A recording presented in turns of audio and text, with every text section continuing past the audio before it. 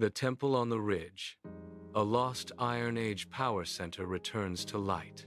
At Hedegård in Denmark, archaeologists have uncovered a 2,000-year-old temple dating to around the time of Christ. The temple is revealing far more than an ancient sacred site.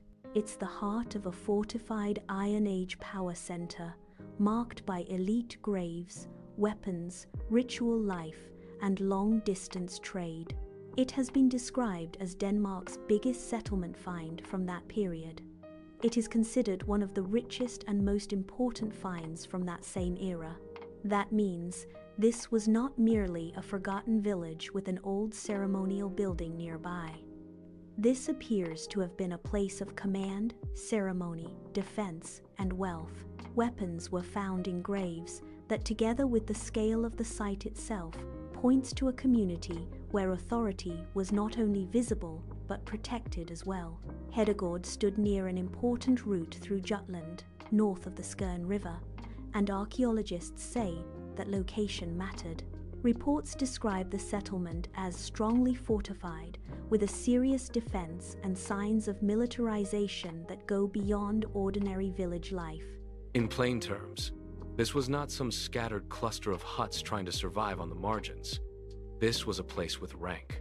The temple itself measured roughly 49 by 53 feet. At the center stood a raised clay platform about 6 by 6 feet across. In a later phase of the building, an ornamented hearth was placed there, partially covering an earlier hearth beneath it. The sacred center was not erased when the building was renewed. It was layered, preserved, shifted slightly, but not abandoned. Then comes the part that gives the site its haunting edge. The temple appears to have been carefully cleared before it was deliberately burned. Some objects have been linked to Celtic groups and Roman workshops, showing that this community was plugged into broader exchange networks moving across Iron Age Europe. One especially striking find is a Roman bronze vessel made near Capua, close to Naples, between 150 BC. It was later used as an urn for a 13-year-old boy buried at Hedegård. It is a prestige item drawn into local burial practice, a foreign luxury recast into the story of local power. Amidst the grim relics, a glimmer of something more, something preserved and otherworldly. Remarkably are two rare glass beads found in the burned temple. The cemetery north of the settlement reinforces everything the temple suggests. Rich graves point to rank and hierarchy. Put all of it together, and the image becomes hard to ignore. This was power made visible. The site remained in use for only about 3 generations before it disappeared. This article is based on reporting about the Hedegård excavation and information released by Museum Midtjylland. A ceremonial site with a formal temple at its core, the weight of countless centuries, a palpable connection to the forgotten builders.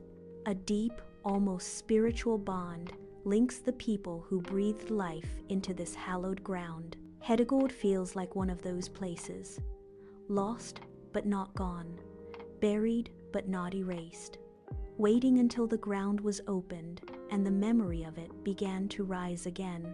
Archaeology keeps reminding us that many powerful societies never became household names. This was more than a settlement. This was a sacred space, a place where they communed with their gods. The cemetery north of the settlement reinforces everything the temple suggests. Rich graves point to rank and hierarchy.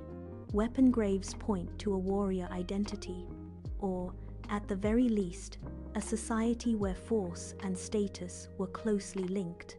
This discovery promises to rewrite chapters of Denmark's ancient past. Learn more at fossilartcreations.com. Fossils with a story, art with a soul.